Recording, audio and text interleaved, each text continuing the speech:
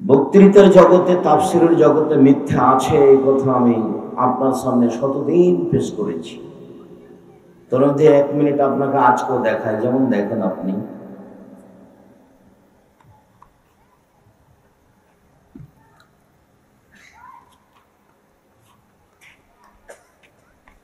দেখেন, এখানে বড় অক্ষরে লেখা আছে দোয়া খাতমুল কোরআন। এই দোয়া যদি কোনোদিন রাসূলের দোয়া বলে প্রমাণ হয়ে যায়, যেদিন প্রমাণ হবে সেদিন আমি আব্দুর রাজ্জাক বিন ইউসুফ আর জাতির সামনে আসবো না, সেদিন থেকে বাড়িতে থাকবো ইনশাআল্লাহ। দিন প্রচার করতে, অন্তত দিন প্রচার করতে আসবো না।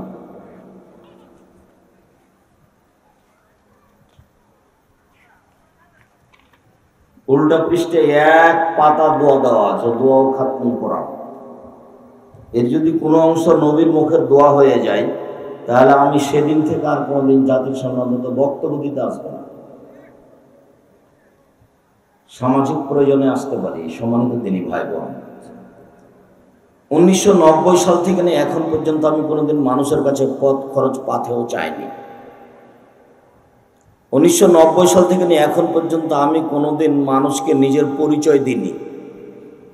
মানুষ যখন আমাকে জোর করে চাপ দিয়ে বলেছে যে বিজ্ঞাপন পোস্টারে লিখবো, তো কি লিখতে হবে, তখন আমি বলেছি আমার নাম আব্দুর রাজ্জাক আর আমার বাপের নাম ইউসুফ, বাপ বেটা মিলে আব্দুর রাজ্জাক বিন ইউসুফ, এর চেয়ে বেশি বলিনি।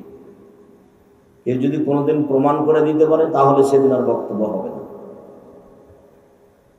আমি জাতিকে কোনোদিন ফাঁকি দিয়েছি এটা আমার মনে বলে না।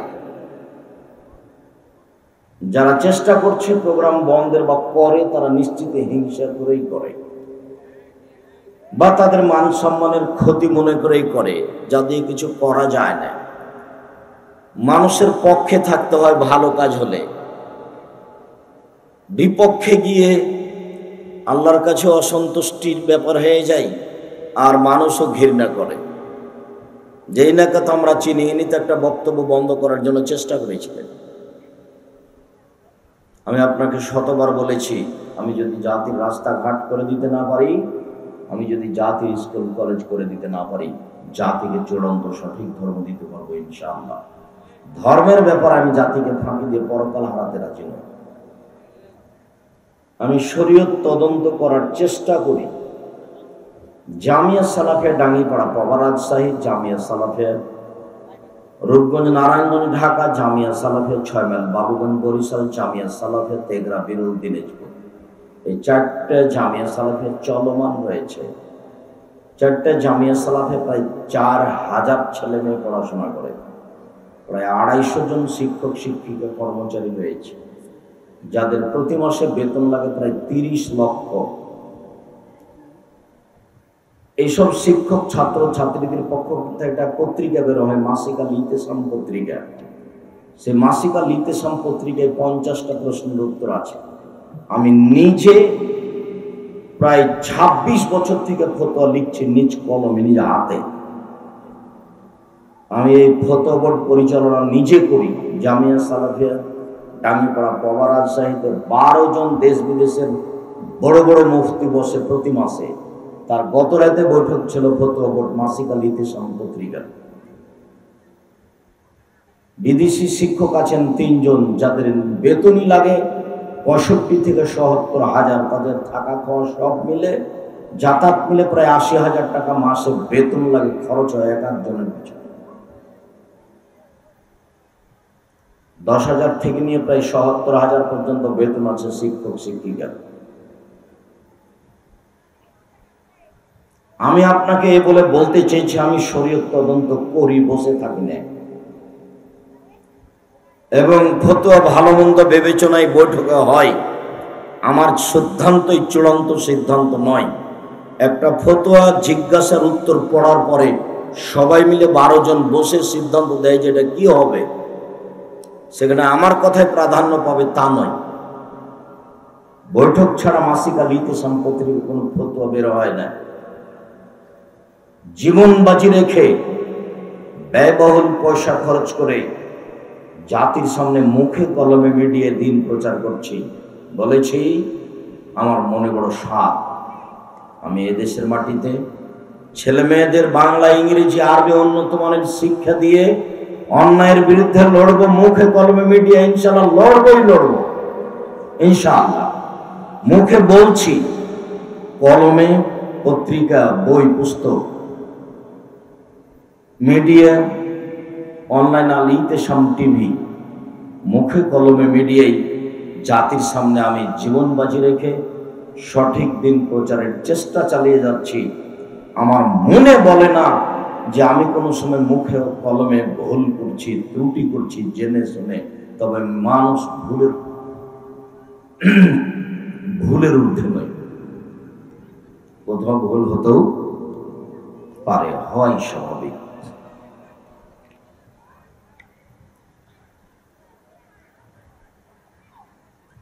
সম্মানিত দিনী ভাই বোন,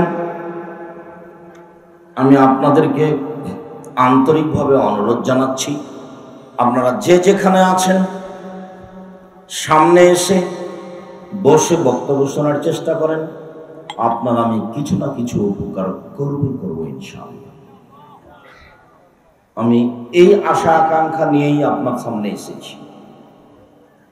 উপস্থিত বৈঠকের দিনী মুসলিম বোন, আপনাকে লক্ষ্য করে দুইটা কথা বলেই আমরা আমাদের আলোচনায় চলে যাচ্ছি। এসেছেন দেবর ভাসুরের সাথে, স্বামীর সাথে, কার সাথে সেটা আপনি ভালো জানেন। তবে ঢং ঢং করে আসবেন আর চলে যাবেন, এরকম নোংরা আচরণ দেখায়েন না। সাজসজ্জা গ্রহণ করে রূপ চেহারা জাতিকে দেখিয়ে মানুষের ঈমান নষ্ট করে নিজেকে সফল মনে করিয়েন না। মানুষের ক্ষতি করে, মানুষের ঈমান নষ্ট করে জান্নাত কেনার চেষ্টা করিয়েন না ভুল হিসাব। রাসূল সাল্লাল্লাহু আলাইহি ওয়াসাল্লাম বলেন, আমার জীবনে বড় ভয় আমার উম্মতের উপরে আশাওয়াতুল খাফিয়া, গোপন পাপ। আমার উম্মত গোপন পাপ করবে, মোবাইলে গোপন পাপ করবে, গোসলখানায় গোপন পাপ করবে। গোপন পাপের ব্যাপারে আমি আমার উম্মতের উপরে খুব ভয় করি।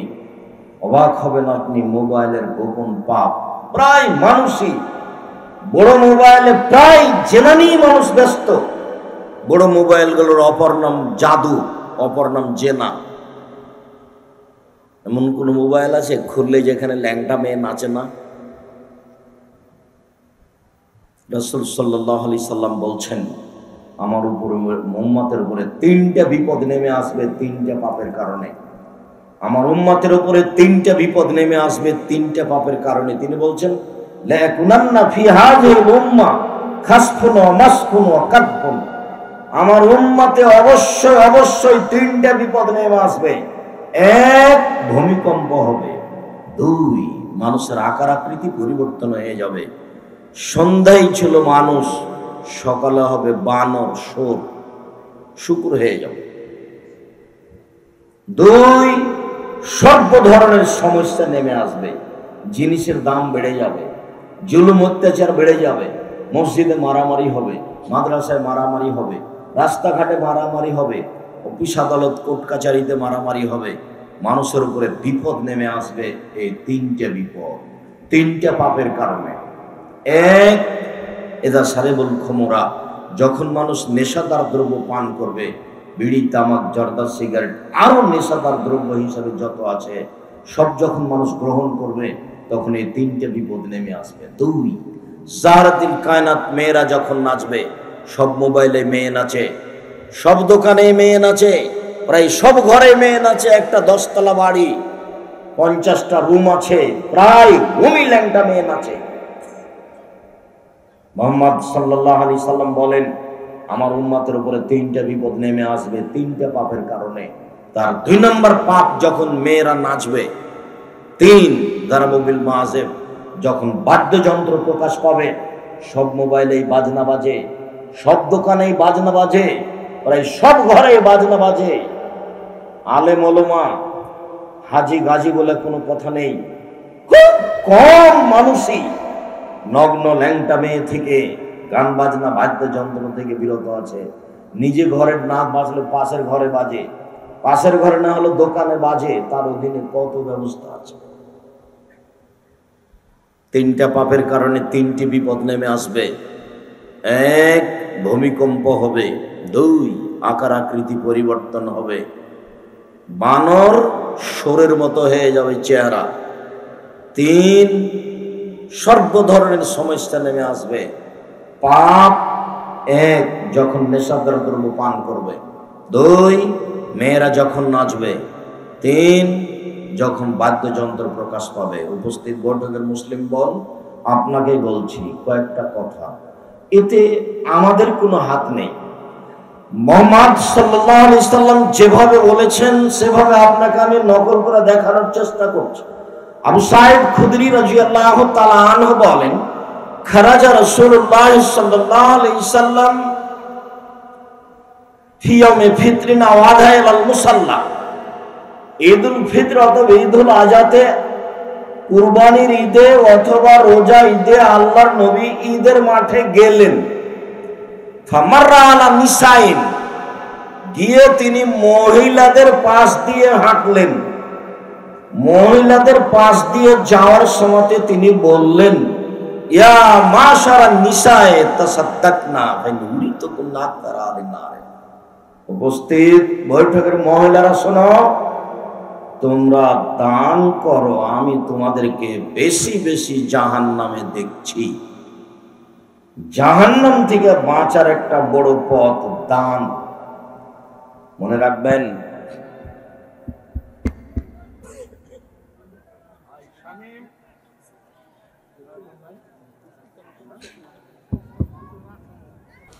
সিয়াম পালন করে জান্নাত পাওয়া যায় এ কথা ঠিক, তবে জান্নাত কিনা যায় না।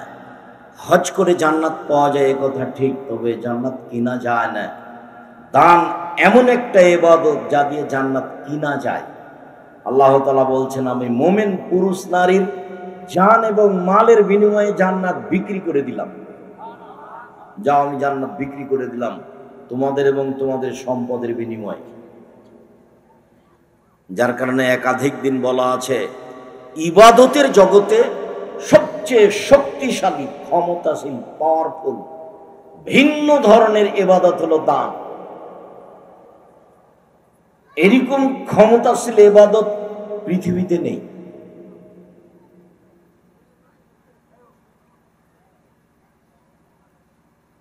ওর ক্ষমতাই ভিন্ন, একটা থেকে আরেকটা হয়ে যায়। রাসূল সাল্লাল্লাহু আলাইহি সাল্লাম বলছেন, ইন্না সাদকাতা লা তুতফিউ হাররাল কবুর, নিশ্চয় দান কবরের শাস্তিকে বন্ধ করে দিতে পারে।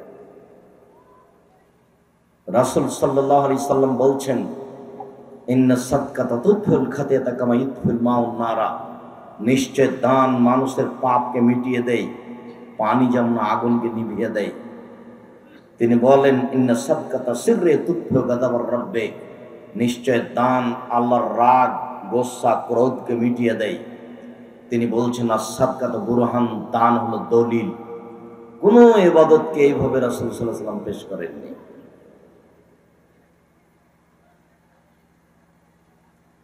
সম্মানিত দিনী ভাই বোন, তার একটা অংশ তিনি এইভাবে বলেছেন, জিজ্ঞাসা করা হয়েছিল আইউল ইসলামে খায়, আল্লাহ রাসূল মানুষের জীবনে সবচেয়ে ভালো কাজ কোনটা? মানুষ তো অনেক কাজ করে, সালাত আদায় করে, সিয়াম পালন করে, যাকাত দেয়, হজ করে, দান খায়রাত করে, তাসবিহ তাহলিল করে, জিকির আজকার করে, তো সবচেয়ে ভালো কাজ কোনটা মানুষের জীবনে? তখন তিনি 1 নম্বরে বললেন, তুতিমুত্তম, দুস্থ গরিব ফকির মিসকিনকে খেদা দেওয়া সবচেয়ে ভালো কাজ। তারপরে বললেন, তাকরাউ সালাম আলা মান আরাফতা ওয়া লাম তারিফ, তুমি মানুষকে সালাম দিবা, চিনলো দিবা, না চিনলো দিবা। মোবাইল অন করে কখনো হ্যালো বলবেন না, হ্যালো বলে কুকুরকে ডাকে। মোবাইলটা অন করে বলবেন আসসালামু আলাইকুম। যদি চিনতে পারেন হিন্দু, তাহলে বলবেন ধন্যবাদ। আর যদি চিনতে না পারেন, তাহলে হিন্দু হোক, মুসলমান হোক, বৌদ্ধ হোক, খ্রিস্টান হোক, যে হোক না কেন, আসসালামু আলাইকুম। রাসূল সাল্লাল্লাহু আলাইহি সাল্লাম বললেন, ইয়া মাসার নিসা তাসাদ্দাকনা। উপস্থিত বৈঠকের মুসলিম মহিলা শোনো, তোমরা দান করো, আমি তোমাদেরকে বেশিরভাগ জাহান্নামে দেখলাম। উপস্থিত বৈঠকের মহিলারা বলল, বেমা ইয়া রাসূলুল্লাহ, কেন আমরা জাহান্নামে যাব? বেশিরভাগের কারণ কি? তখন আল্লাহর নবী উত্তরে বললেন, শোনো, তুকসিরুল্লাহ ওয়া তাকফুরুল আশিরা, তোমরা এক নম্বর কাজ করো, মানুষের উপরে অভিশাপ করো, ছোট কথা নিয়ে ব্যস্ত থাকো, মানুষের বদনাম গীবাত নিয়ে ব্যস্ত থাকো, মানুষের উপরে মন্তব্য করতে একটু ভারী মনে করো না, সাধারণ কথা নিয়ে ব্যস্ত থাকো। এইটা হচ্ছে তোমাদের এক নম্বর দোষ। দুই, স্বামীকে মেনে চলো না, এই কারণে তোমাদের জাহান্নাম হবে। এর পরের অংশে আবার লাগে একটা কথা বললেন, মারাআইতু মিন নাকিসাত আকলিন ওয়া দীনিন আযাবান রুদ্দুল রাজুলিল হাজিম, আমি দেখিনি তোমাদের চেয়ে কাউকে যে বুদ্ধিমানের বুদ্ধিকে নষ্ট করতে পারে তোমাদের চেয়ে কেউ। তোমরা একজনে বুদ্ধিমানের বুদ্ধিকে নষ্ট করতে পারো যেভাবে, পৃথিবীর আর কেউ আর কোনো মাধ্যম দিয়ে বুদ্ধিমানের বুদ্ধি নষ্ট হয় না। তোমরা এমন জাতি যে বুদ্ধিমানের বুদ্ধিকে নষ্ট করতে পারো। সাজগোজ করে একবার হাসি দিয়ে কারোর সাথে কথা বললে তার ঈমান খেয়ে যায়, তার ঈমান বিক্রি হয়ে যায়, সে আর ঈমানের উপরে টিকে থাকতে পারে না। আপনার মোবাইলে যদি কোনো মেয়ে একটু হাসি মুখে কথা বলে, তাহলে আপনি নাম্বারটা ধরে রাখেন, তার সাথে আবার কথা বলতে হবে। এই জন্য আমি বলে অনুরোধ জানিয়েছি, মহিলা মানুষকে বলেছি যে আপনার রিং হচ্ছে, মোবাইল ধরবেনই না, হতে হতে শেষ হয়ে যায়। শেষ পর্যন্ত যদি আপনি রিং ধরেন তো ধরে বলবেন, আসসালামু আলাইকুম, জি কে বলছিলেন? আমার আব্বা বাড়িতে না, এখন পরে কথা হবে। আপনার কণ্ঠটা হবে খুব শক্ত মেজাজি, যাতে করে নাম্বারটা ধরে রাখা প্রয়োজন মনে না করে।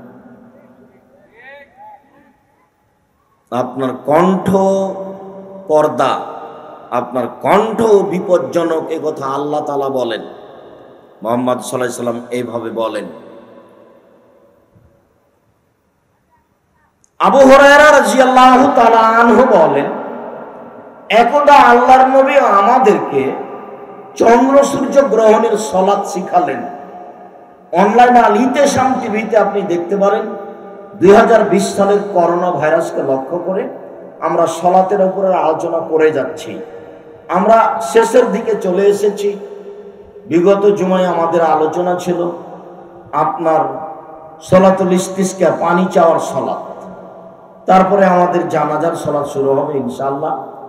এতে আমরা সংক্ষিপ্তভাবে বলেছি, আলোচনায় বিস্তারিত বলেছি, মাঝে মধ্যে বলেছি করোনা ভাইরাস এই বিপদ মহামারী নয়, করোনা ভাইরাস ছোঁয়াচে রোগ নয়, ছোঁয়াচে রোগ পৃথিবীতে নেই।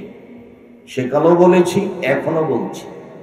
তাই বলেছি, সারা পৃথিবীর মানুষ যদি 3 ফুট পর পর দাঁড়ায়, কাবা ঘরে যদি কিয়ামত পর্যন্ত আর কোনোদিন মানুষ পাশাপাশি না দাঁড়ায়, তবুও 3 ফুট পর পর দাঁড়ানো বৈধ হবে না। 3 ফুট পর পর দাঁড়ানো বৈধ করতে হলে মুহাম্মদ সাল্লাল্লাহু আলাইহি সাল্লামকে আবার পৃথিবীতে আসতে হবে। যেহেতু মুহাম্মদ সাল্লাল্লাহু আলাইহি সাল্লাম কিয়ামত পর্যন্ত আর আসবেন না, কাজে 3 ফুট পর পর দাঁড়ানো বৈধ হবে না। মুখে মাস্ক দিয়ে সালাত হবে না, রাসূল সাল্লাল্লাহু আলাইহি সাল্লাম নাকচ করেছেন। সারা দুনিয়ার মানুষ যদি পড়ে তাতে আসে যায় না। রাসূল সাল্লাল্লাহু আলাইহি সাল্লামের সুন্নাত এটা নয়, এটা সুন্নতের বহির্ভূত কাজ। আমি তখনও বলেছিলাম, কেউ যদি করোনা ভাইরাসে মারা যায়, আমি তাকে গোসল দিতে প্রস্তুত, আমি তার সাথে খেতে প্রস্তুত যাকে করোনা ধরেছে। এতে যদি আমাকেও ধরে তাহলে আমি বলবো না, অন্তত আমি আব্দুর রাজ্জাক বিন ইউসুফ বলবো না যে তার কারণে হয়েছে। আমি বলবো পৃথিবী সৃষ্টির 50,000 বছর পূর্বে আমার তাকদীরেও করোনা লেখা হয়েছিল, তাই হয়েছে। আমি এর কারণে বলবো না অসম্ভব।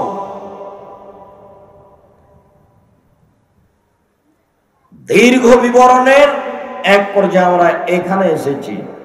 সম্মানিত দিনী ভাই বোন, তাহলে করোনা ভাইরাস কি? করোনা ভাইরাস বিপদ। কি করতে হবে? তাসবিহ তাহলিল জিকির আজকার করতে হবে, দান খেরাত করতে হবে, সালাত আদায় করতে হবে, দিয়ে আল্লাহকে বলতে হবে, আল্লাহ এটা সরিয়ে দাও।